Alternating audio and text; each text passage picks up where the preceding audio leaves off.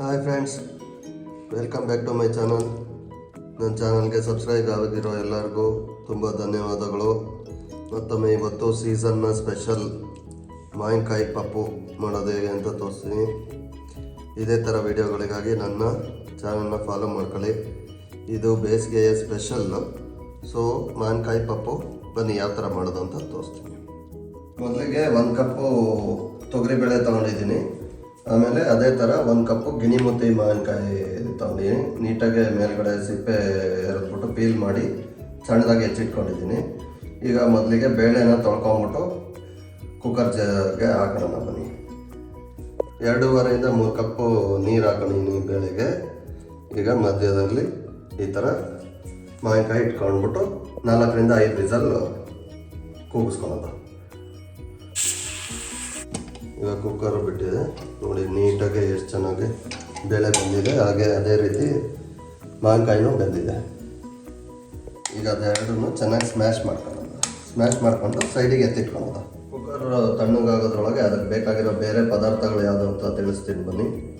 1 tea spoon ಸಾಸಿವೆ, 1 tea spoon ಜೀರಿಗೆ, 1 tea spoon ಕಡಲೆಬೇಳೆ, 1 ಟೀ ಸ್ಪೂನ್ ಉದ್ದಿನಬೇಳೆ, ಒಂದು 8 ರಿಂದ 10 ಬೆಳ್ಳುಳ್ಳಿ, 4 ಹಸಿಮೆಣಸಿನ್ಕಾಯಿ, 2 ರಿಂದ 3 ಒಣಮೆಣಸಿನ್ಕಾಯಿ, ಕೆಂಪು ಮೆಣಸಿನ್ಕಾಯಿ, ಸ್ವಲ್ಪ ಕರಿಬೇವು, 1 ಮೀಡಿಯಮ್ ಸೈಜ್ ಈರುಳ್ಳಿ, 2 ಟೊಮೊಟೊ, ಸ್ವಲ್ಪ ಇಂಗು.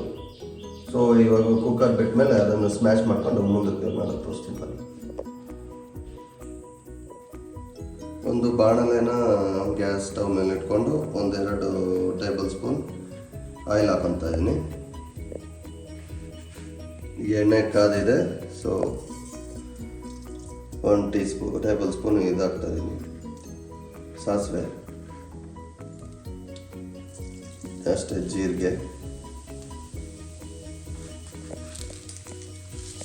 ಕಡಲೆಬೇಳೆ ಮತ್ತು ಉದ್ದಿನಬೇಳೆ.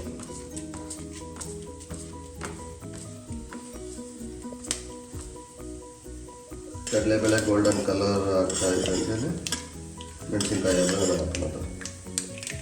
ಬೆಳ್ಳುಳ್ಳಿ,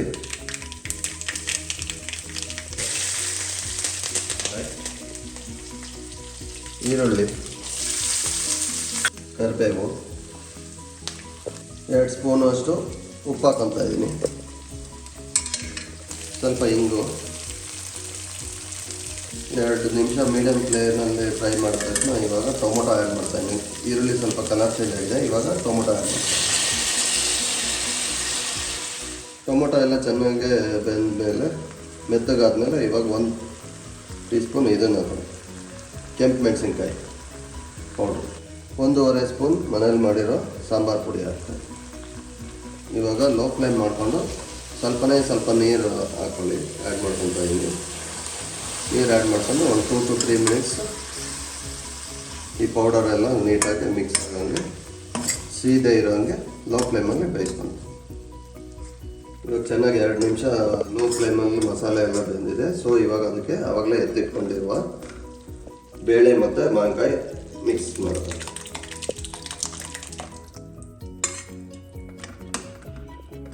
ಅದಕ್ಕೆ ಒಂದು 500 ml ಅಷ್ಟು ನೀರು ಆ್ಯಡ್ ಮಾಡ್ಕೊತಾ ಇದ್ದೀನಿ. ನಿಮಗೆ ಯಾವ ಕನ್ಸಿಸ್ಟೆನ್ಸಿ ಬೇಕು ನೋಡಿ ಆ್ಯಡ್ ಮಾಡ್ಕೊಳ್ಳಿ.